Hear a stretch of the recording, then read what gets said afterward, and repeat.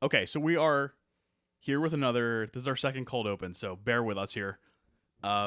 If you didn't listen to the Roman holiday episode, you should. That was our first one. We talked about something. Did we talk about our vacations? No, we talked about our the best sort of spontaneous trips that we took. Spontaneous trips, yeah. Yeah.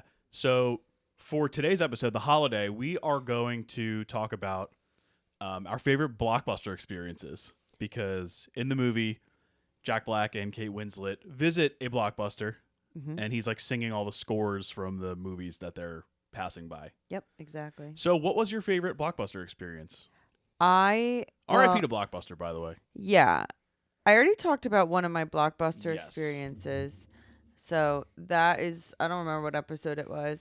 But you were talking about Eagle versus Shark. I was. It might have been the Meg. I think it might have been. But I didn't actually go to Blockbuster very much.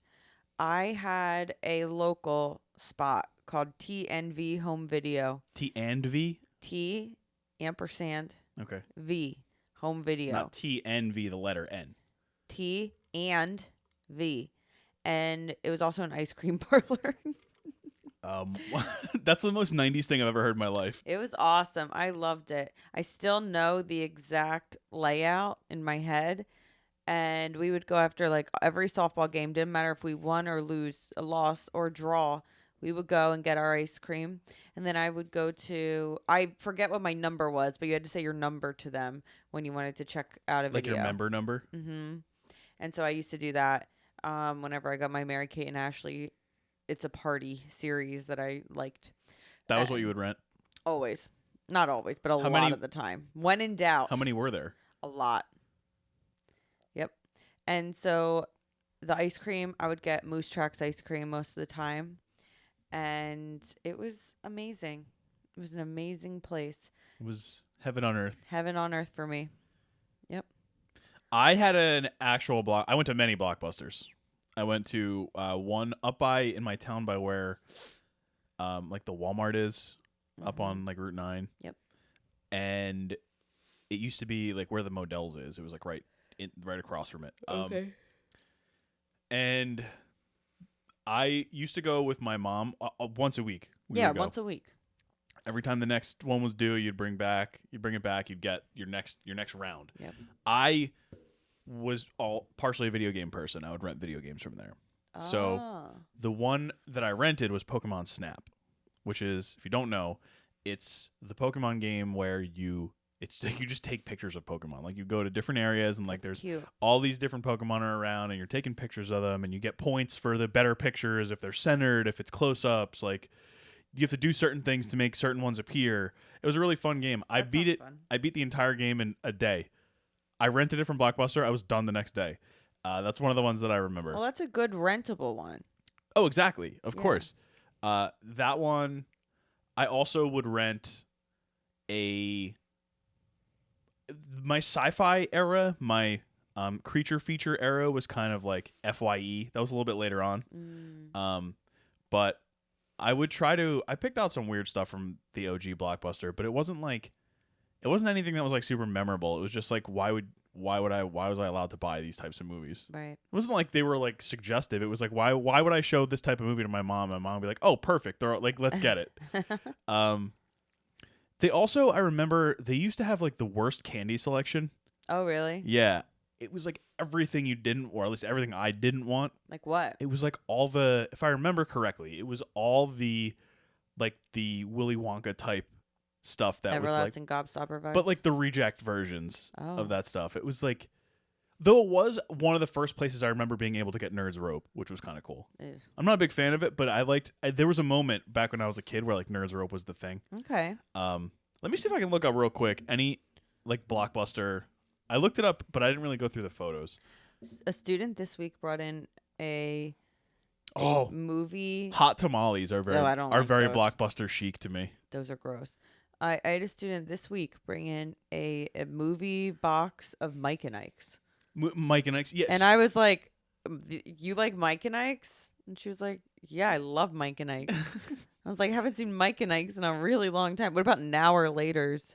Yeah, Now and Later's was a big. I see them here. I see Mike and Ike's. Yeah, it was all like dots. What's the one that had like it was the shape of fruit? Oh, I don't see those here, but I know which ones you're talking. I can about? picture them in my head. The banana? Yeah, the banana's the one that I pictured. I did not like that. No, they also have sweet tarts. A lot of sweet tarts. Oh, I here. like sweet tarts. I'm not a sweet tarts fan. Better than Smarties, but yeah, Smarties were trash. Yeah, no, this is. You have to look up the candy that looks like fruit. Candy that looks like fruit. Yeah, it's not. It Runts. Is it Runts? That sounds familiar. Nestle Runts. Yeah. Yeah. We're an anti-Nestle Runts podcast. Actually, no, Yeah. we're pro Nestle Runts. Well, why not? Are they still around? I don't see why they can't be. They Is try Runts really discontinued? hard. Don't worry, Runts isn't going anywhere as of 2021. I don't like that structure, that sentence. Runts isn't going anywhere. Nope. This is not that Runts. Never mind. This is a no longer illegal substance called Runts that I just clicked. Oh, okay. Runts fruit shapes. Apparently they're still around, but they're not Fruit shaped they're anymore? not like a thing anymore. No, it's not like Trix. Yeah, so Blockbuster to me sticks out in my head for just having the worst candy. Okay. Yeah, so that's it, I guess, right? Any other Blockbuster experiences? Nope. All right, on to the holiday. Start the show.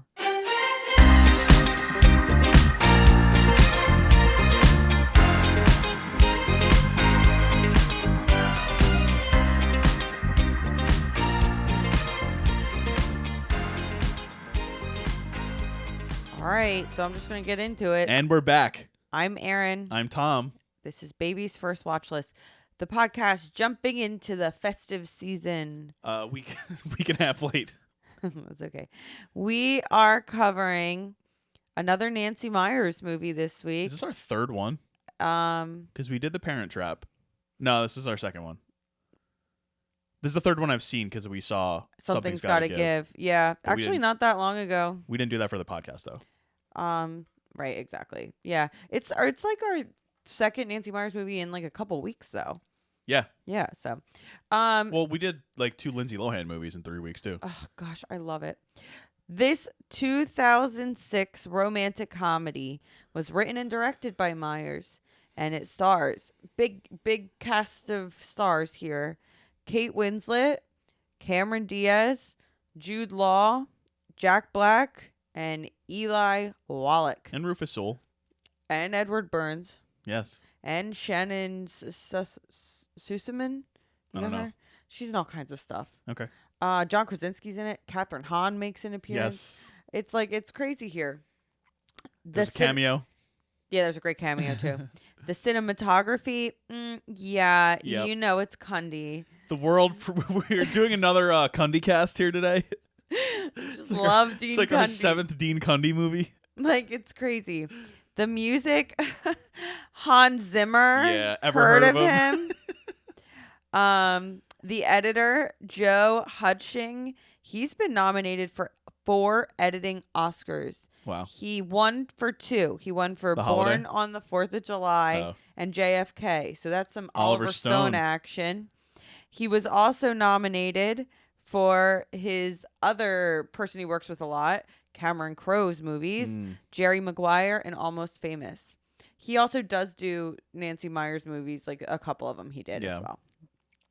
This, unfortunately, too long, 136-minute movie. I'm gonna be honest with you. It was long, but I wasn't dragging. We also watched it over 3 nights. We also did watch it over 3 nights, so maybe that's why. It was first filmed in California. Then they went across the pond to England. And then they finished filming back in California. So they did a little switcheroo. But I do appreciate that they filmed at the locations that it takes place in. Yeah. The movie came out. There wasn't really much about the production of it. The movie, Slightly surprising. Yeah. It came out in December 2006. And it was a hit. It made $205.8 million on an $85 million budget, which is a very high budget for a rom-com. Yeah, I mean, most of it went to the Dustin Hoffman cameo. I Had to be. That cost $0. Yeah. It received mixed reviews critically. I think it was 80 mil to Cundy, and then the rest was for the rest of the movie. Worth it. It had a 49% on Rotten Tomatoes. That's about right. It got mixed. Some people really did appreciate it. I know it's like seen as a holiday classic now. Yeah. Others didn't love it. It did win a Teen Choice Award for Choice Movie Chick Flick, which I'm sure Okay. is not a category anymore. And it was nominated. Cameron Diaz was nominated for a TCA for an interesting category. Was it her dancing to Mr. Brightside? No, it was Choice Movie Hissy Fit. Okay. She had a couple in this movie. Yeah. Last year, there was a rumored sequel planned. Which what would that even be? I don't. Them think just all anybody- living happily ever after. Like, okay. Spoilers. But Myers and Winslet both denied it. They Yeah. were like, no. Kate Winslet's too busy learning the Delco accent to do Mayor of Easttown right Yeah, now. Mayor. Let's go to the Wawa, Mayor. We need to get a cup of coffee from the Wawa. These are the people that we hear every single day in our lives. Yeah, not as intense as Mayor of Easttown. No. But like, yeah, you get your South Jersey trash in there a little bit, you know, love it. SJT. That's what it's me, baby. And according to an interview with the BBC One Radio, a band that I've loved since college, the Wombats, they have a song called Kill the Director, which I've loved since college, and I had no idea that it was inspired by the fact that the band hated this movie. Yeah. The chorus goes, if this is a rom-com, kill the director. And then there's the end is just them going, this is no Bridget Jones. Which I told Erin before we got on the podcast that one of the movies that I thought this was better than was Bridget. I don't like Bridget Jones's Diary. I was not a fan. I will say this. I really love the movie Bridget Jones's Diary. I didn't like the book. The movie is a massive improvement on it. I think Bridget Jones is a classic, but I didn't like it at understand all. that I watched a lot of it people don't like it. for the first time like 2 years ago. I really did not like it. I liked this one better. This one I found to be perfectly fine. Bridget Jones is like a Christmas movie too, actually. Yeah. Yeah. All right, NJ Connection. I was getting nowhere, but I found something. So This movie could never have been made without New Jersey. I'm gonna argue that because it's time to get connected for free. Free New Jersey Connection. Dean Cundy. Yes. Yes. He worked on independent movies with Deborah Hill Okay. before his big breakout. Yeah, which yeah. was what? What? What was his big breakout? Was it Halloween? It was Halloween. Yeah, Deborah Hill. Which, of course, Haddonfield, Deborah Hill, New Jersey. Deborah Hill, she set the movie in Haddonfield, Illinois, but it was inspired by her the town that she really settled and grew up in, which was, yes, indeed, Haddonfield of what state? The great state. The New Garden State. Jersey. The Garden State, baby. So to me, we were there today. we were in Haddonfield. We went to a great cafe, Cafe Yeah. Lift. Wore hockey masks. Everything. It was delicious. So listen, here's my argument. okay. If Dean Yeah. Cundy had not made all these movies with Deborah Hill Of Haddonfield, New of Jersey. Haddonfield, New Jersey, and filmed a movie that was very successful, in part due to the idyllic nature of our It's New Jersey suburban. suburb, Yes. who knows if this movie ever would have been made. Yeah. Holiday may not have been made without Dean Cundy Cundy. in Haddonfield, New Jersey. There you go. You just got connected for free. New Jersey Connection. That's literally like the only way I could connect this Well, movie it's, to New it's Jersey. correct. Nancy Meyers is from outside of New Jersey. Like she was from like Philly right? suburbs. Yeah. Yeah. But yeah, that was a tough one. It's Cundy. Every time Cundy comes up. now. Yeah. Oh yeah. I could make that connection every time. Yeah. That's like what? 10% of our episodes are Cundy Yeah, episodes? exactly. And guess what this movie also has in it? What? Lindsay Lohan. Oh, She's in yeah, a right. cameo. Yeah. Who is it? Is her and James Franco? Right? Or like a movie trailer or whatever. Yeah. Yeah. One other interesting thing that I kind of found. So when I was looking at the Wikipedia page, I scrolled down to the see also part, Okay. I rarely do that. and I always find something interesting, and I did this time too. It said the two words Tara Road, and Tara like the name, and then road like you drive on a road. And I was like, wonder what that is. So I clicked on it. Now a reminder that The Holiday is a 2006 movie, Correct. right? Tara Road was a 2005 movie that was based on a book, a novel, and it starred Andy McDowell and Olivia Williams, who's the wife from The Sixth Sense. Oh, okay. Yeah. And it's about an American woman and an Irish woman who do a house swap. Oh, wow.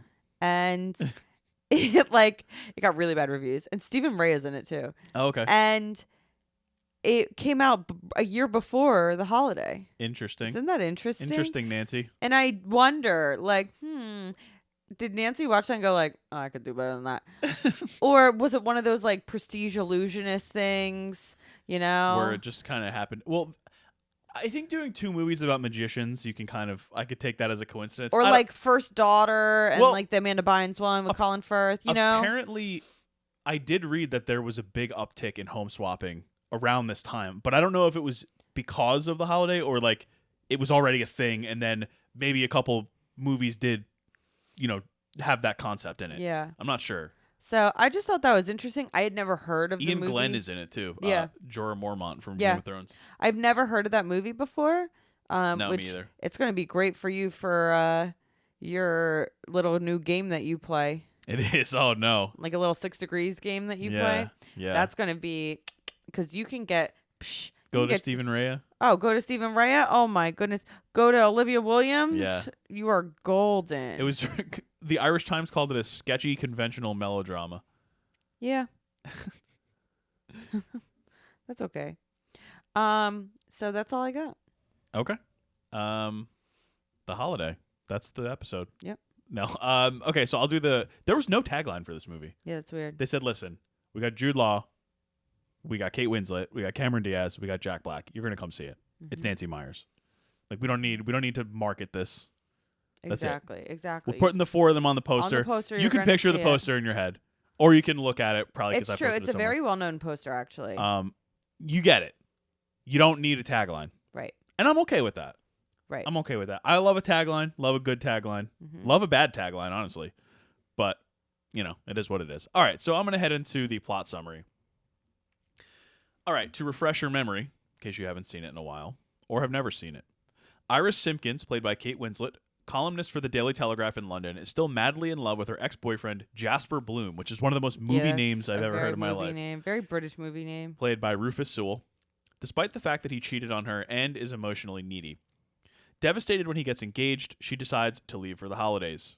Amanda Woods, played by Cameron Diaz, a movie trailer producer in LA, breaks up with her film composer boyfriend after also finding he cheated on her.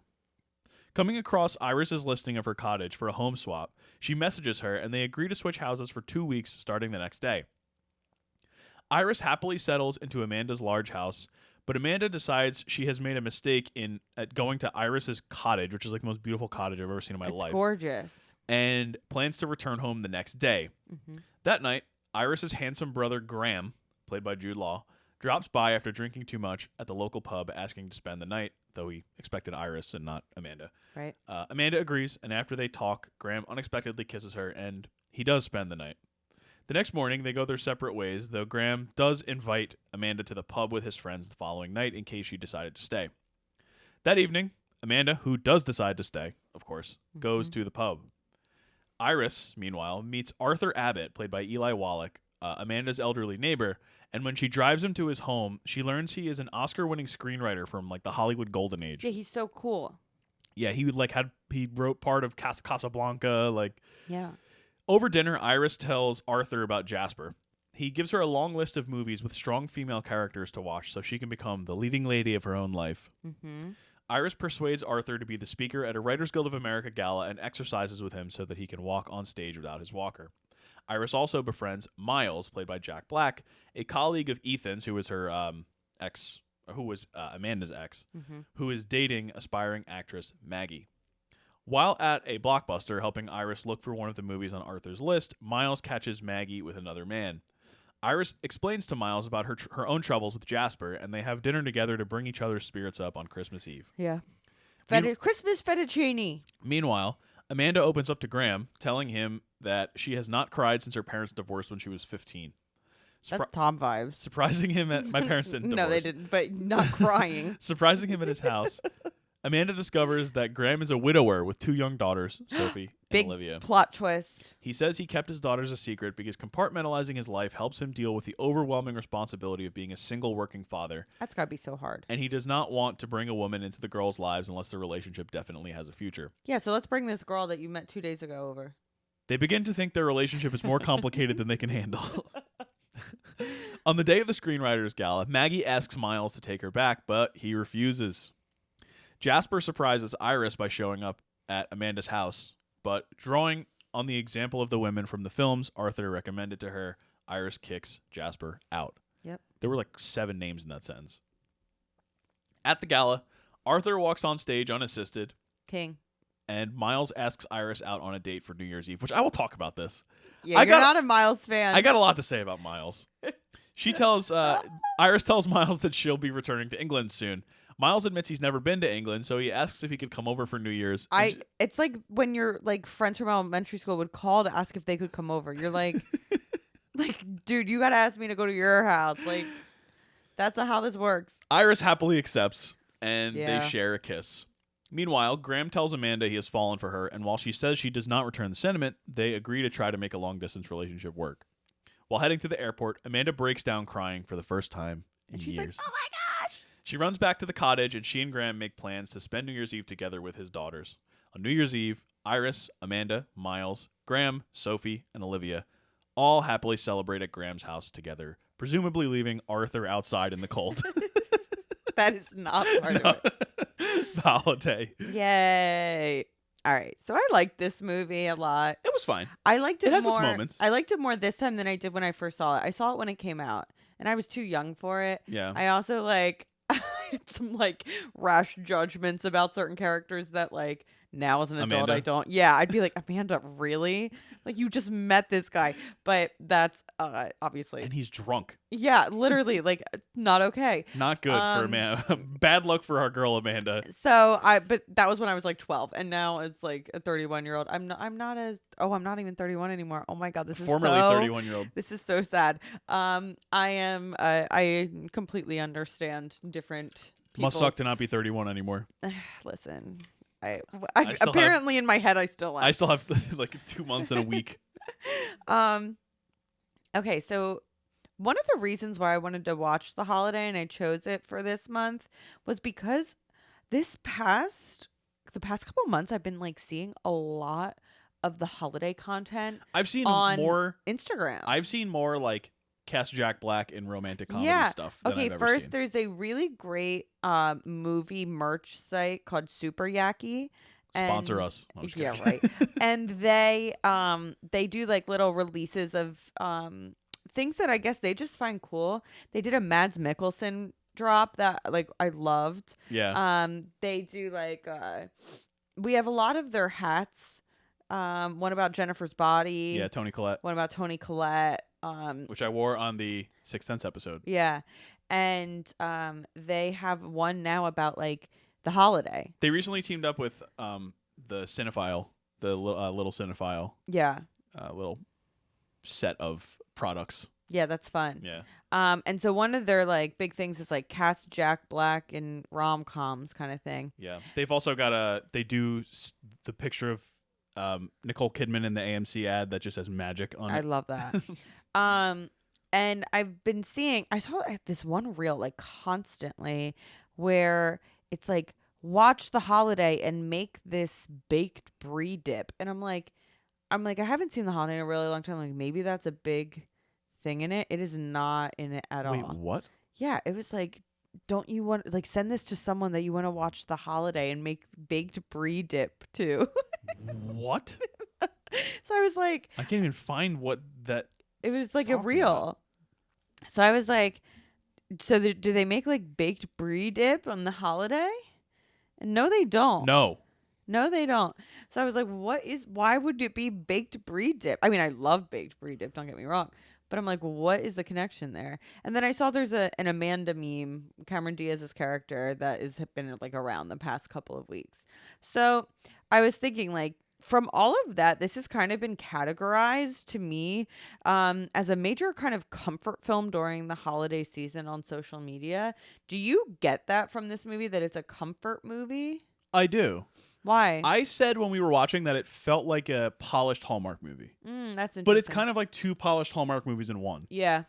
And I think that's also why it's 138 minutes or whatever. Because it's really 2 movies in one. Mm-hmm. I do see it being a comfort movie. I don't think that there's any point throughout the movie that you think it's not going to work out for the characters. Oh, yeah. I think that, and also like in all of those types of comfort movies, generally like very financially wealthy they're and privileged rich and happy. Yeah. And so I don't think that there's any stakes in this movie, and I don't think that there really need to be, because that's not really what it's going for. The one thing that I will say is like there's ways to make, not every movie has to have a message. Yeah. But what is the message of this movie? I think that it's connected to like kind of all of Nancy Meyers' movies, which seem to have in common the idea that like it's a lot of like women on the edge. Yeah. Like women needing a breakthrough in their lives or a change. And I think it's something like that, like embrace change. Even if you're in a part of your life where like it feels like it's over, it's not, right? And you could see that with both Amanda and with Iris, but you also get it with Arthur. With Arthur, exactly. And so I think that's the message. Okay. That's why I don't find it to be a comfort movie. I find it to be very anxiety inducing. Really? That these two women like need to like go and do, like go out and to change their lives because they're unhappy. I find that very anxiety inducing. Well, I can see that. I can see that from a perspective of we don't know what's going to happen next, but yeah, if you've seen like any movie, doesn't matter to me. You know what's coming next. It doesn't matter. Like I don't want to see Jasper popping up. Oh no, I don't like Jasper. Jasper's bad vibes. Rufus Sewell is good at playing bad vibes. Bad vibes. I don't get bad vibes Have you ever from seen him. A Knight's Tale? No. Oh yeah. I listened to which has both him and Maggie. Okay. Jack Black's girlfriend in it. Yeah. I've seen Rufus Sewell in a couple of interviews, and I don't get bad vibes from him at all. Right. But he's great at playing. It's his eyes, I think. Yeah, he's really his good eyes at give it. off such like devilish bad vibes. Yeah, exactly. But yeah, no, I don't know. I don't think this. I can see this as a comfort movie for sure. There's dancing. Like there's a happy ending. Lots of fun music. There's some sappiness. It's mid 2000s for sure. It is so everything from the mid 2000s is so mid 2000s. Okay, well listen, like I was really thinking like while I was watching this movie that like Kate Winslet's character really does epitomize that mid 2000s British woman on the edge. Do you know what I mean? Like think Bridget Jones, think any Emma Thompson role. Yeah. Where it's like a frazzled Sybil Trelawney from Harry Potter. A frazzled woman with a page boy cap, a really long scarf, a skirt, and like a really huge trench coat. Yeah. Really like running out of her colorful Portobello Road house. That you're like, how did she afford that? Into the blustery London streets. Just like, I need to find the mincemeat. That's what I get from that. And I think that's why I also don't find it to be a comfort movie to me, because like I'm nervous. And I feel like that's such also, a 2000s British woman thing. One thing that just really gets glossed over in this movie is the second where like Iris like turns the stove on and is like trying to harm herself. Yeah, that's which is almost played for a laugh, which would not work nowadays. It was not okay. Yeah, that was kind of intense. Which is again another reason why like that is not a comfort movie to me. Like she literally is turning the gas on. Yes, yes. having a really severe mental like problem. Yes. And that to me is not like let's make baked brie dip and watch The Holiday. Yeah, but then like 20 minutes later, freaking Jack Black is in Blockbuster with her singing like scores from Rocky and The Graduate. And he's kind of annoying though. We need to talk about this. Wait, let me go to my next question though, because I can connect it to that. So I guess this brings me to like who was maybe the acting MVP and who is like the character MVP out of let's just say the four leads, because obviously Arthur's amazing. Arthur's the heart and soul of this movie. He's amazing, but let's put it to our four leads. Who is like the acting MVP, and then how would you like? Which characters did you like and not like? Kate Winslet is the best actress in this movie. Period, and she's like the best actress in most movies. She just portrays that type of harried character so well, and she does the little things. Like that's what I look for in like a great performance is the little things. Like the way that she like hunches her shoulders and like she just looks, especially when like Rufus Sewell's around, when Jasper's around, she like crumbles. Yeah. And it's not always when she's the focus. you know? Like when he's sitting there talking to her on the couch and he's like telling her like, "Oh, me, you and Venice," like, and she's like realizing that he's still with the his girl, fiance, yeah. And like she just does, she like sort of like is like curling up and like recoiling from him, and it's those types of not necessarily verbal acting moments that like put her above. I don't want to drag people down, but Cameron Diaz is not as good of an actress as Kate Winslet is. Right. Cameron Diaz's facial expressions are all over the place, always. Yeah. Which works in some movies. Yeah. And it wasn't horrible in this. I wouldn't say that she didn't. I thought that she held her own. I agree. I think that if the pairs were Jude Law and Kate Winslet and Jack Black and Cameron Diaz, and I'm a Jack Black fan, I think that everyone would hate the Jack Black and Cameron Diaz portion of the movie because those two need Cameron Diaz needed Jude Law and Jack Black needed Kate Winslet to sort of cover the flaws of the other actor. And like I said, I think that Cameron Diaz held her own. I thought she was fine. Jack Black I don't like the character. Jack Black is fine at playing that character. Yeah. But Kate Winslet is just next level. She's always next level. She has an openness to her face that I really like, where you feel the joy and you feel like you would be friends with Iris, like that you would really love her. Well, the fact that Kate Winslet makes you feel like anyone would ever be friends with her that's like our level shows that she's a great actress. She is. I really think she's wonderful. What about Jude Law? Jude Law's great. I thought that he was the heart and soul of the four of them, honestly. I thought that the thing that I really liked about him was his character arc.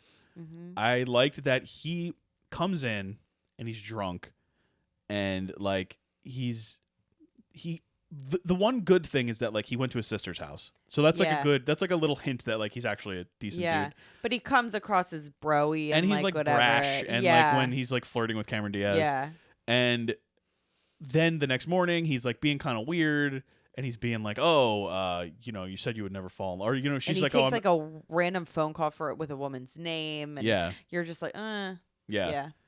And then once you find out like about his kids, it like totally flips a switch with the character, but it's completely consistent with everything before. But the only question is like, who was watching the kids when he was? Do we know? Well, he does mention that his like the grandparents help a lot. Okay, so maybe there was a sleepover or something. With grandma and grandpa. When he ended up, I'm pretty sure we know from the character that he's not just leaving his kids alone at home. Yeah, right. But yeah, no, I think that his sort of storyline and Arthur's storyline, but of the main four, Jude Law's storyline is sort of the linchpin that sort of puts into perspective the things that Cameron Diaz is searching for, that Amanda's searching for. Right. And I don't know. I think Jude Law's great. He's a very underrated actor. I think he got his image got caught up in the kind of scandalous paparazzi stuff of the early 2000s. But if you look at like his body of work and what he's done and you actually watch those movies, I haven't seen either of his two Oscar nominated roles. Cold Mountain and what's the other one? And Talented Mr. Ripley. Oh yeah. I watched part of it and then I was like, I am too young to watch this and turned it off. Classic Erin again moment. when I was in high school. I've done that with so many movies. And I still like all the movies that I've seen him in. He shows a lot of depth. He always adds to the movie. He adds charm. Like even if you think like Sherlock Holmes, like as Watson. Even the like Fantastic Beasts movie that he's in, where he's Dumbledore. I said this to you the other day. I love the idea that like 30 years after Fantastic Beasts, it went from Jude Law to Richard Harris. Yeah, he just and the giant white beard, man. The Merlin beard. He's been through it. Yeah. And I think that The Holiday is a really good example of him being able to be serious, being able to pull an audience in to root for him, and to also be able to be goofy and silly like he is when he's with his daughters. And I think that that's a really, really good skill. That being said, overall, in terms of the MVP conversation, the Brits carried this one. Easily. Yeah. And Arthur. Yeah. So tell me about these characters, though. Or at least one that you hate. I know we got the whole Miles thing and we got the cast Jack Black in more rom-coms. And I'm not against casting Jack Black in another rom-com. I want to make that clear up top. I don't have any problem with Jack Black being cast in this. I love Jack Black. When people ask me what my favorite movie is now, I say School of Rock. Period. There's Jack Black is great. Like I have again, he's amazing. He's maybe my favorite part in Anchorman. Oh, he's so good. He's Bernie. He was great in. Do you know what he was good in? Apollo. Apollo 10.5. Yeah. Which is all another Richard Linklater movie. Jack Black is great. Miles. Miles is that Milady, the Milady guy. You know what I mean with the fedora. He's the guy that back in 2006 I don't think was a thing. No, but it definitely became a thing. Now he's the guy that wears a fedora. And he is like, he is trying to be like, I'm the chivalrous man, and I'm a lady. How are you doing? And then he'll like complain online to his buddies that he's friend zoned and use that term and use the like. Oh, Maggie hooked up with the other guy. Nice guys always finish last. If only she knew I was really the guy that was looking out for her. And it's like, but you're not. You know what I mean? Like it's one of those type of guys, and he does give off that energy majorly in this movie. He really does. Which I didn't notice until this go around, because when I first watched it, it wasn't like that wasn't really a thing. Yeah. It's just the way that he kind of, the one moment where I was like, are you kidding me? So Iris goes through this whole training regimen with Arthur to get him ready for the gala, to get him ready to be the keynote speaker. Yeah, she's so sweet. She's great. He's great. Yeah, that's the love story to me on that part of the storyline. And I love that little addition. I think that's so sweet. Yeah, and I think it sets it apart from the other one. Like they made them two separate stories. So she puts in all this work, and like they have their little fight or whatever, and he's not gonna, he does the thing with Maggie, she does the thing with Jasper. And she helps Arthur to the stage, and he walks down with her. He's up there talking. Freaking, she's crying. Freaking Miles comes in late. He's late, number one. He's late. He runs in. Yeah, in the middle of the speech. He runs in, and he's like, oh, how's it going? I'm back. Like, and Arthur's literally talking right now. Yeah, and she's looking at Arthur, and then she like, again, crying, and she's like, this is the happiest I've ever been in my life, or something like that. Yeah. And then he's just like, so anyway, like, and he just starts You're talking going to to her. date? Yeah, he's talking to her in the middle. He's like, oh, I broke up with Maggie or whatever. And like okay. Yeah.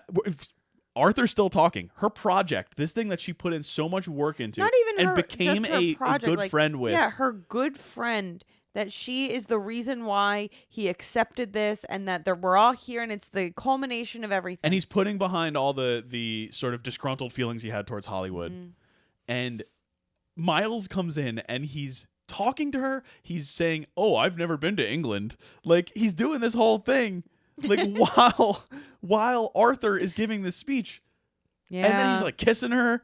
Yeah. Like, what are we doing here, Miles? Like, we're Miles truthers here, I think. Here. Yeah.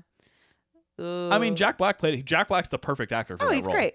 But I mean, even for that role, like, he's the perfect of anyone in Hollywood. I can't think of anybody better for that role than Jack Black. Jimmy Fallon also auditioned for it. Okay, yeah, and Robert Downey Jr. for Jude Law's part. Jude Law's. Yeah. Yeah. He's man. Sorry. Go back and watch the scene with Arthur giving the speech. Yeah. And just tell me that Miles doesn't rub you the wrong way. Here's my thing too with the Iris Miles storyline that I didn't really connect with, is that with Iris, she has been in a place where the love of her life that she really was into and like dating and the whole thing, he did not want to be with her. Jasper. Yes. He didn't want to be with her. He ended up getting engaged to another coworker. Like, he was treating her really poorly. And she felt really less than. What I would have hoped for, if you were going to go with a romantic storyline, I would have been fine if it was just her and Arthur and she kind of finds that, totally, like, whatever. I'm good with that. Totally. But if you're going to put in a romantic storyline, I would prefer somebody who is obsessed with her and is like, in a good way, where he's like, I love Iris, she's amazing, like, she's the perfect woman, and it's like, and actually pursues her and wants to be with her, and it's very obvious from the start. The Miles storyline is not that. He has this like beautiful actress girlfriend, or what, I don't know if she's an actress, but like She is. she is Aspiring beautiful, actress. aspiring actress. She's like, oh, what's she girlfriend. been in? And he's like, oh, you know, like, Yeah. she's got an agent. And he only stops being with her because she's with some other guy, and he sees it. Right. And then the second she calls, he immediately goes to her. Right. Okay, so even after that, yeah, okay, you guys broke up, but you didn't really pursue Iris. Iris kind of did the same thing with Jasper when he came by. Yeah, but at the same time, I would have liked to see somebody, like, I would like to see her storyline be like different and have a guy actually chase her. And I get, now that you're saying that, it kind of makes sense. Like, Miles had the same thing sort of happen. Yeah. But still, I kind of wish that I would have that if there was going to be a romantic storyline with Iris. Okay. Well, the other thing that I hated about Miles was the boob graze scene. Oh, yeah. When he like talks about it and he's like so awkward. He is awkward. And it's played for him being like funny, but it's like, dude, stop. Cringe, very stop. cringy. Yeah, that was it. Miles was cringy in this movie. I'm sorry, Miles stands. It's not me. So which house would you have preferred to stay in for a Christmas to New Year's holiday? Amanda's beautiful modern LA pad, or Iris's British Surrey cottage? Cottage. Why? Because first of all, it's not in LA. Sorry, Katie. I'm sure you're listening. I just would rather live in the freaking London like countryside, or the British countryside, than I would in LA. Okay, I would probably agree, but there's more character to it. Yeah, sure. But it doesn't have that big pool in the back. The problem that I have is that the car stops. You have to walk like half a mile to the cottage. I don't know about all that. Yeah. And it's like snowing and all that. I don't know. But yeah, I agree. I mean, it's so quaint. It's so cute. Jude Law randomly shows up at your door. I wish. Yeah, I mean, that's a bonus. I do wish that I would have gotten more in-town scenes there. I'm sure that would have been a good thing to probe, but the movie was already 136 minutes long. Yeah. And I think that I would have enjoyed that, like, especially a Nancy Meyers interior, like, of all the shops in town. Like, oh my gosh. Which again feels like a Hallmark movie turned up to 11. Yeah, totally. But I understand why that could not happen. Would you want to go to another place for the holidays? Would you ever want to do not a house swap, but like, would you ever want to spend from like Christmas to New Year's somewhere else? Yeah, I don't know where, but yeah, absolutely. I would never do that. Okay. Why would you do that? Because I think it's cool. I think it's a great time of year, and I think that it adds to whatever experience that you're going to be having, no matter where you go. See, my holidays are booked up. Christmas Eve, I go to next door grandma's, and then I go to Aunt Sue's, and then on Christmas, and I go to Kaylee's usually for breakfast, although we're doing Gina's this year. And then on Christmas, we have people come here, and then we go to my mom's. Like, I'm booked. I mean, what do you want? I mean, you could take one Christmas and do it in Berlin or something. How am I supposed to watch Dick Clark's New Year's Rockin' Eve if I'm in Berlin? A VPN and some streaming. Yeah, exactly. There's no answer. It would be like 5 a.m. I would not do that. I would go in a heartbeat. I say this as the person who actually was in a different country on New Year's, from Christmas to New Year's one year. A little after Christmas, but I spent New Year's Eve in London. Yeah. So how was it? We were on the tube when it went off. We missed the fireworks. There you go. So there you go. I would do it in a heartbeat. Anyway, okay, last question here. Which profession is more rom-com to you? The weddings columnist for a newspaper or a movie trailer creator? Probably the weddings Yes, columnist that's the person. correct answer. But I think there is definitely an honorable mention for the movie trailer creator. I mean, I like that little thing too. What's the line was funny. What's the line that Jude Law says? Yeah. Oh, he says this like silly little line about like a book editor from London and a movie trailer creator from LA. We're worlds apart. And it's like what? But it's also like you two are two of like the most beautiful people on planet Earth. You'll figure it out. You are like, not worlds apart. Like, you will be okay, I promise. So true. Yeah, that's funny. But I love that they're actual like legit rom-com professions. I Oh, love yeah. that. Yeah. Yeah, it's so good. They are like preposterously specific. It's so good. I love it. Yep. Are you done with your questions? I'm done. Okay. Is Nancy Meyers the best children's tent designer of all time? Oh, easily. There's a scene with Graham and Amanda and Graham's kids in like the tent in their Gorgeous. room. And there's like it's like Most beautiful place, more beautiful than any place I've ever lived in my life. it's like a full bedroom inside the tent, Yeah, it's amazing. and it's like white. It's like the like a very specific cream. shade of Very cream. cream color. Yeah, like it's hilarious, and I was like, this is the most Nancy Meyers moment. They took the really expensive linens to Yeah. make that. Yeah. Yeah. What was it? What's his job again? He's a book editor. A book editor. He's a book editor, and he's got enough money for this like crazy setup. Man, you saw that house. It's gorgeous. Insane. Where do they get this money from? It's like the HGTV meme where it's like, oh, I'm a snorkeler and my Oh, for house hunters? yeah. My husband is a part-time juggler. Our Budget's $3 million. yeah. Yeah, totally. Shout out to my part-time jugglers. We all know right. a few. We do. We know at least one. Who is sort of piggybacking off of one of your questions? Who is your favorite or the most relatable character of the four? Iris is. You think so? Yep. And then I also like Jude Law's character. I was going to say Graham is the most relatable for me. Yeah. I like Iris and Graham, which might be based on the acting performances. Maybe, but also just Graham. I feel the vibe with The dad vibe. The dad vibe. Yeah, totally. I'm like, man, There's a little panic dad vibe there. like with the napkin on his face. Yeah, Mr. Napkin Head. Mr. Yeah. Napkin Head. Like I'm like my son being able to put together sentences away from being Mr. Napkin Head. Oh, you put a napkin on your head today at brunch. I went to tie it in a bandana. Yeah. Yeah. So He was acting wild tonight, he and was- you did WWE with him. I was rolling around the floor with him for like in his, 3 in hours. his diaper. Oh like, yeah, my he God. pulled off his shirt and pants today and was jumping on me in his diaper. It's Then he chaos. tried to pull the diaper off, and I was like, "Okay, no, it's bedtime. It's bedtime." He's crazy. It's like we gotta get out of there. He was Yeah. like, "Oh," He's so bad. screaming. Yeah. So Graham. Yeah, I'm gonna go that's with pretty Graham. good. That's pretty good. Which couple has the better story? Because we like Graham, and we Yeah. like Iris. I think that if you're going with couple, What- it's Okay, how about who has the better story between Iris and Amanda? I don't know. I actually think they kind of equal Just out. counting the Arthur stuff. Yeah, because I think Iris and Arthur's story is really great. But the Jasper stuff is ugh, and the Miles stuff I don't love either. I hate the Jasper stuff, but you're supposed to hate the Jasper stuff. Yeah. Like he's totally. Yeah, but at least Ed Burns doesn't show back up after Right. him and Amanda broke up, you Right. know? Not that there's anything wrong with Ed Burns, but Jasper is like reprehensible. Like he's Oh, just so ugh. hateable. He's so hateable. So he does his job. right.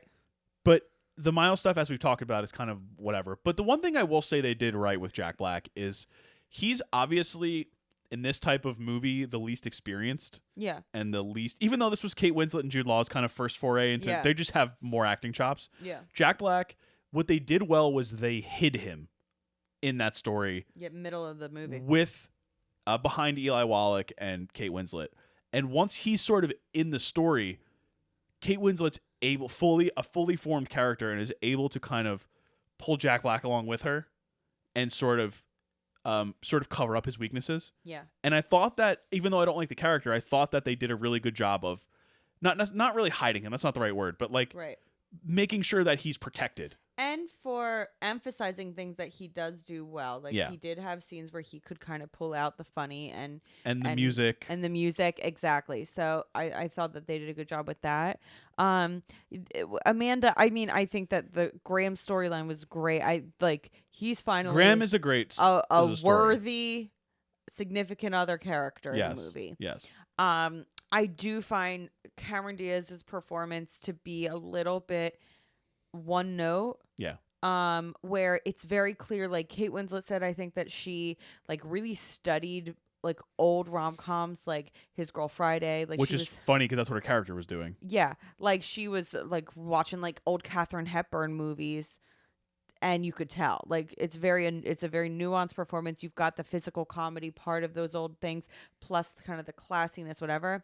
I felt that Amanda at times would just be like, ah, gosh, She's a wacky blonde American. like, oh wow, like all the time, and I'm Yeah. like, or like, oh, like Yeah. freaking out, and I'm just like, That's what I meant before when I said like her face is always moving too. yeah, and Like she doesn't act like a real person acts. I think that She acts like an actress.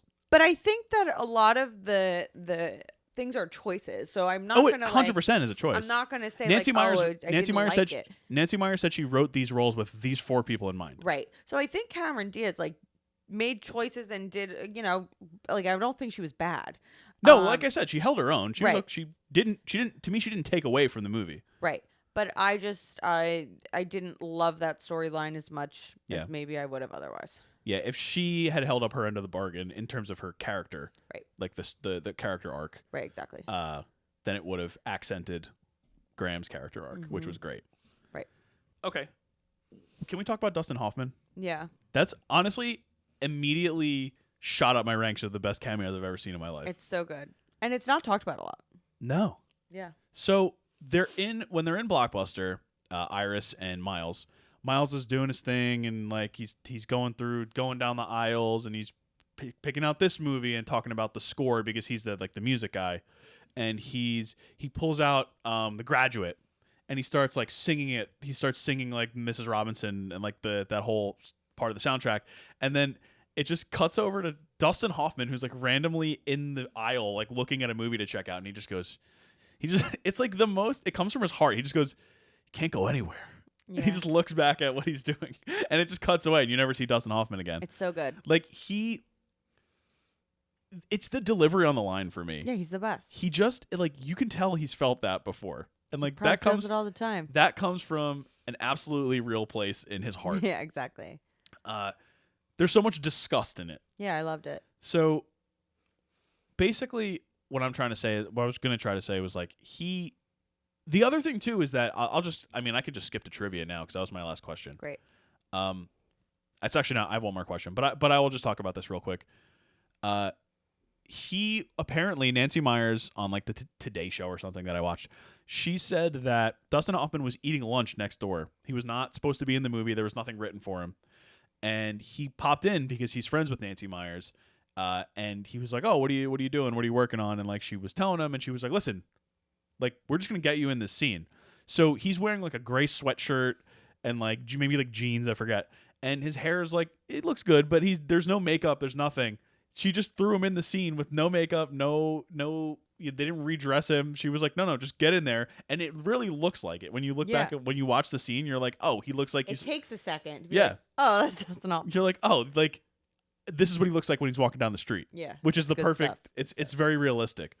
And I just think it works so well. It's immediately one of my favorite cameos of all time. I love it. Love him. Up there with Bill Murray in Zombieland, which is more than a cameo, but classic. Yeah. So Garfield, maybe. Yeah. What was your biggest regret? Garfield, maybe. Okay.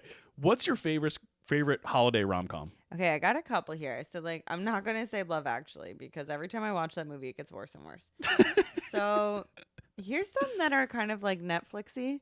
Okay. That I've seen over the past couple years. This is not my area of expertise, so it's sort of like a little bit of like an elevated Hallmark where it's a little elevated because you got names that you know a little bit more, and also it's not just all Lacey Chabert. I love Lacey the Queen. Chabert. Not Mean Girls. Mean Girls? Yeah, don't get me wrong. I love me some Gretchen Wieners, but you know, Queen of Hallmark. Besides the Queen of Hallmark here, it's also it's a step up from the G-rated stuff into PG-13. Yeah, you know. So in that category, over the past couple years, I've liked The Holiday, which is Emma Roberts, and that one's not just for like a holiday like Christmas movie, whatever, but it's like all the different holidays. Her and I forget who the guy is. They like say, okay, we'll be each other's dates to all these different holidays. And it was actually really cute. Luke Bracey, there you go. And I really liked it. Falling for Christmas, obviously. Oh, yeah. Because we love Lindsay. Go back and listen to our Falling for Christmas episode from last year. My sister had it on last week, and it's good.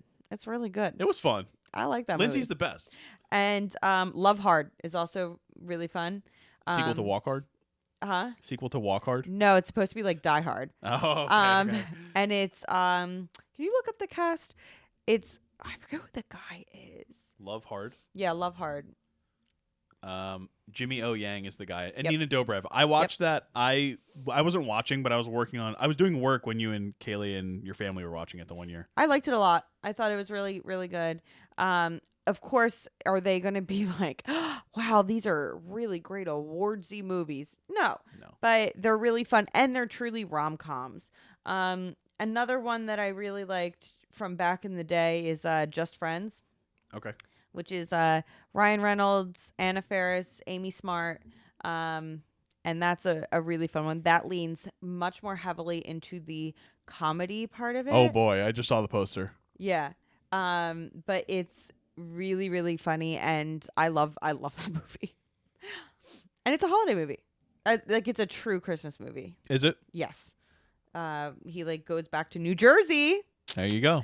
For the holidays, and he's like now this like big agent in Hollywood or whatever, and he brings Anna Faris, who's like his like wannabe pop star girlfriend, and he ends up reconnecting with like his high school crush back when he was a less Ryan Reynoldsy looking high schooler. If you look at the poster. Yeah, and who's the guy for Chris Klein? Yes, he's in it, and he plays a really like a high school rival that is also trying to date Amy Smart's character. Oh, okay. It's really, really fun. We'll have to watch it. Maybe. No, it's really good. I promise. I had a little bit of trouble coming up with like classic like rom-coms because I haven't seen White Christmas. I haven't seen it. Some of them that I thought of were this isn't really Christmas. Elf. Not an Elf fan. This isn't really Christmas, but like When Harry Met Sally takes place Christmas, New Year's. Yeah.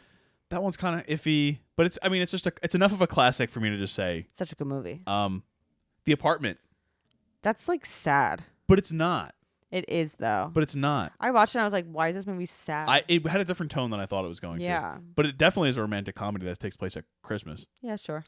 Then I got some that were like, some aren't really comedies, but they're Christmas movies, and some aren't really romantic, but they're Christmas movies. Yeah. Like Bad Santa's not really romantic, but Lauren Graham. There is a relationship subplot, but Bromance. Yeah. Thurman Merman. Yeah, Thurman Merman. And I love Bad Santa. It's not great. Okay, it's not that good. But I love it. The Thurman Merman stuff is great. Thurman Merman stuff is genius. When he gets obsessed with like the peanut butter sandwiches or whatever. Yeah, it's good. I do like that.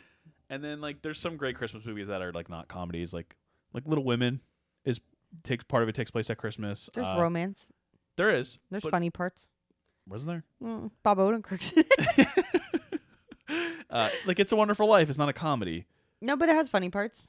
But it's also a romance, like a life romance. He's like, you want the moon? I'll lasso the moon for you. Yeah, and Carol. Carol is not a comedy. No. At all. But it's a Christmas movie and it's a romance. It's a Christmas movie. It's a romance. And it is the epitome of how I would, like, if I had to say a movie that represents 1950s vintage Christmas decorations, it's Carol. Yeah.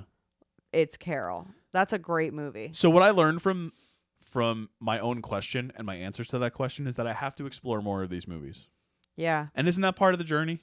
Of course. Isn't that the Christmas spirit? Always. Absolutely. All right. Tom's what top about 5. The Grinch? Which one? The Jim Carrey one. Jim Carrey. He loves Christine Baranski. Don't we all? We all do. Let's face it. We all love Christine Baranski. Jim Carrey, I got to be in the right mindset for Jim Carrey. Okay, The Grinch slaps though. Okay. I mean, just got to say it. So does The Weeknd's album Dawn Also, FM, which he's like the MC of for some reason. A lot of my students are really into The Grinch too. Okay. Like it's like The Grinch is having a comeback. I got nothing for you there, to be honest. Our son's meeting him tomorrow. Yes.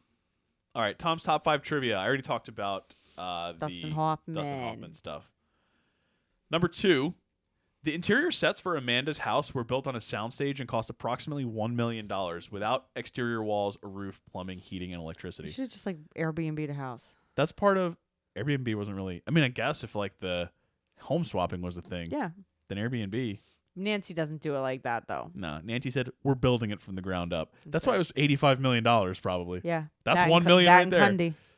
Cundy, yeah, it's 80 million for Cundy, 1 for the interior. And then you got 4 to work with, or 3 to work with. Yeah, Jude Law worked on this one for about $400K. You know, you do the SAG minimum, $1,000 a day. Number 3. Within Hollywood, Nancy Meyers is known for doing a rather large number of retakes for any given scene. And during the shooting for this movie... How Kubrick of her. I was just thinking that. At the end of a large number of retakes for one particular segment of the newspaper Christmas party scene, which is like the first scene in the movie, Yeah. Kate Winslet aroused a good-natured laugh from everyone on set when, after the end of what she felt was a particularly good take following another long series of takes, she dropped to her knees in front of a table, clasped her hands together on the tabletop, and began to pantomime a prayer for that to be the last take of the segment. Jesus. Oh. Could you imagine like Shelley Duvall did that in front of Kubrick on The Shining? That would not end well. Number 4. Nancy Meyers specifically wrote the role of Miles for Jack Black after seeing his performance in School of Rock. There you go. Yeah. And if you want to be the teacher's pet. School of Rock, my favorite movie of all time. And number 5. There is a scene in which Cameron Diaz and Jude Law are chasing one another in a field after having lunch, which features a bossa nova style piece from the musical score. I love bossa nova. Shout out Turtle Beans. Yep. Our local coffee shop. Nancy Meyers was so intent on having the scene in the film as a tribute to similar scenes featured in the films of Rock Hudson and Doris Day. Ah. Myers was so intent on having the right music for the scene that composer Hans Zimmer actually named the piece for Nancy. Oh, that's cute. Yeah. Hans Zimmer did not have to go that hard. Da-na-na-na, da-na-na-na, na-na-na. The score in this movie is insane. It's like unhinged. It's completely at unhinged. Parts. It's unnecessary at parts. But I do like that refrain, that little like. Yeah. It's It's melodramatic enough to work for this movie. It works. Hans Zimmer, like, don't talk about Hans. Listen, Hans Zimmer. You know what? I'm not. There you go. That's all you need to know. I'm not. He didn't have to go that hard. I just love that Hans but Zimmer. But he did it for us. I just love that Hans Zimmer did like Inception, and he did like. I just love his range. What's wrong with The Holiday? I didn't say anything was wrong with The Holiday. Made $205.8 million on an $85 million budget. Like, what do you want? And half of that went to Cundy. Like, I don't know what else you want here. I guess the other half went to Hans. Okay. And then, yeah, for casting, we mentioned that Robert Downey Jr. auditioned to play Graham, and Jimmy Fallon auditioned to play Miles. Mm-hmm. Downey said, "We both got called in just as seat fillers. Myers needed someone to read with the gals, and we're just sitting there going, it's about to happen for us." And I was like, I've got to have a better British accent than Jude Law at this point. And Winslet said, "That was the worst British accent I've ever heard." She's wild. And I was like, I'll check out now, but I'm taking the gummy bears from the mini bar. Don't worry, Robert Downey Jr., he's doing fine. He did all right. He's going to get an Oscar nomination in a couple months, so he's good. And just 2 years after this, he exploded in Iron Man. And then Tropic Thunder, he was nominated. Yeah, you're right. Like, this was like right before his comeback. It was. Yeah. It was. But as I mentioned, because now, like, I'm not saying that he would get it over Jude Law, like, for a particularly British part, but like Robert Downey Jr. is a huge guy now that like probably doesn't have to audition for stuff at all. Yeah. Well, I mean, clearly, I think for this, Nancy Meyers was doing her due diligence because, like I said, she wrote it for these 4 people. Sure. Apparently. Sure. That's what she said, and that's what Kate Winslet said too. Kate Winslet said that like they hung out while she was writing, and Nancy Meyers said that Kate Winslet did like one of the scenes from Something's Gotta Give. She just like did the Diane Keaton part of the scene. It's a great movie. Imagine like just hanging out with these people. What it must be like. No, I'm a little person. I don't know. I don't know the big stuff. I'm not cool enough for that. Like, I'm just gonna break out into something from like Saving Private Ryan randomly during one of our next conversations. I could do that with some things. Yeah, I could, but none of them will be like hardcore acting like Diane Keaton and Something's Gotta Give. Sure. It's like when she sees Jack Nicholson at the restaurant with the other girl, and she's like going to catch the cab or whatever. Oh, that's good stuff. I love. And then she was like, "I'm gonna write this for Kate Winslet." Yeah. What else? I got some notes. Oh, so Roger Ebert didn't do a review for this because this was like right when he got re-diagnosed with cancer, so he was not working. I think Roper gave it a good review, but I'm not 100% sure. But either way, Raj, yeah, I think he did actually. I think he liked it. Yeah. What other notes do I have? Oh, when Iris shows up in LA in the beginning, she's like very like deer in headlights, like doe-eyed kind of thing. It really reminded me of Mulholland Drive. Yeah. The beginning of Mulholland Drive, which is when Naomi Watts shows up in Hollywood, and she's like so like taken aback by like the glitz and the glamour, and it totally sort of spins on its head as the movie goes on. But it is interesting how many things we watch that feel not necessarily inspired by Mulholland Drive, but Or definitely Lynch in general. remind us of that movie. Yeah, I don't know if that was a reference to Mulholland Drive or anything, or maybe it might have been a reference to like just old romantic comedies. And in Yeah. fact, Mulholland Drive might have been referencing Right. old romantic comedies. Possible. When I watched that movie, I like got it. Mulholland Drive. Yeah. You did. You told me what was going on. I like got it. And I'm like, I'm so smart. Yeah, I wouldn't have got there if you didn't tell me. Yeah. Yeah, it's a wild movie. Wild movie. That's not for kids. No, that won't. We probably won't be doing that on this podcast, at least anytime soon. The real villain in this movie is the chauffeur who makes Amanda walk like 5 miles down to the cottage, Yeah, what like the heck? rolling her suitcase in the snow. Yeah. In the beginning, he's like, "Nope, sorry, got to stop here. See you later. Can't turn around down there. Good luck." The soundtrack is so 2006. Yeah. Very Mr. much so. Brightside and "Are You Gonna Be My Girl" by Jet. And Let Go by Let Go. Frou Frou. You know that band? Yeah. It's very Grey's Anatomy. And an extended scene of Cameron Diaz dancing to Mr. Brightside. Yeah. Yeah. It's very 2006, man. Yeah. What else? I have a couple more. Jude Law having kids named Sophie and Olivia is so ahead of its time. It's very ahead of its time. They're like, or at least Sophia and Olivia are like 2 of the top like 5 names right now, right? Yeah. On Nameberry. Has been for a while. Yeah. Yeah. Sophie probably less so than Sophia, but still up there, right? I still count it. Yeah. Like, because Close enough. it's close enough. And Sophie is definitely, it reads more British. Yeah. Like, that true. was a very popular True. name in England for sure. Now, like, the big names, just in case you're wondering. Yes, of course, you've got your Sophia, Olivia, Isabella, like, Emma. I'm literally looking at the top 10 right now, and those I'm all 4 listing of them all are- of them. Yeah. Evelyn. Yep. Harper. Not top 10. Not top 10. Charlotte. Yes. Yeah. What else? You're missing Amelia. Yeah. Did you say Isabella? Yeah. Ava, Yeah. Mia, Yeah. and Luna. Yeah. There's your top 10 right there. But if you're going to be ahead of your time, like, he would maybe name his daughters Maeve and Isla. Those Now? are the 2, like, up and coming ones that Okay. we're seeing a lot more. Yeah. Okay, sure. I'm really into names. What else we got? Does it bother you like it bothers me when characters speak to themselves while they're alone? No, because I do that. I literally wrote, maybe it's because I don't do that. I do that all the time. Like All the time. they do it constantly in this movie. Amanda and Iris both do it constantly. I very much have an inner dialogue with myself that becomes outer dialogue Mine sometimes. very rarely does. Do you hear me talk to myself sometimes? No, not Oh, really. Good. That's good. Maybe it's actually inside. Only when you sleep. Oh, No, I'm no. just kidding. No. And my last one. There's one crying in the club moment in this movie. Tell me what it is.